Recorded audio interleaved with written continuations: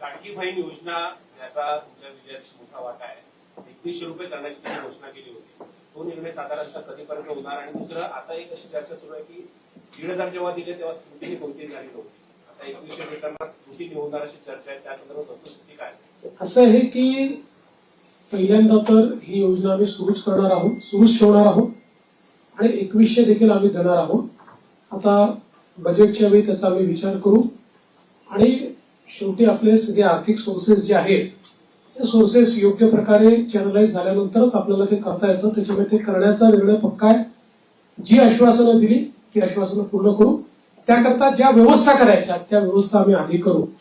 स्क्रुटिनीचा जिथपर्यंत सवाल आहे तिथपर्यंत एवढंच आहे की निकषाच्या बाहेर जर कोणी घेतलं असेल, निकषातला जो असेल त्याला कोणालाही त्यातनं कमी करायचं नाहीये.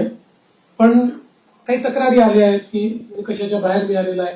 जसं आपल्याला कल्पना असेल की शेतकरी सन्मान योजना जेव्हा मोदीजींनी सुरू केली त्यावेळी पहिल्यांदा जे काही बेनिफिशियरीज होते लक्षात आलं की मोठ्या शेतकऱ्यांना देखील ते मिळालेलं आहे. मग नंतर त्यातल्या अनेक शेतकऱ्यांनी स्वतःच त्या ठिकाणी सांगितलं की आम्ही या निकषात बसत नाही. मला असं वाटतं त्यानंतर ती स्थिर झाली.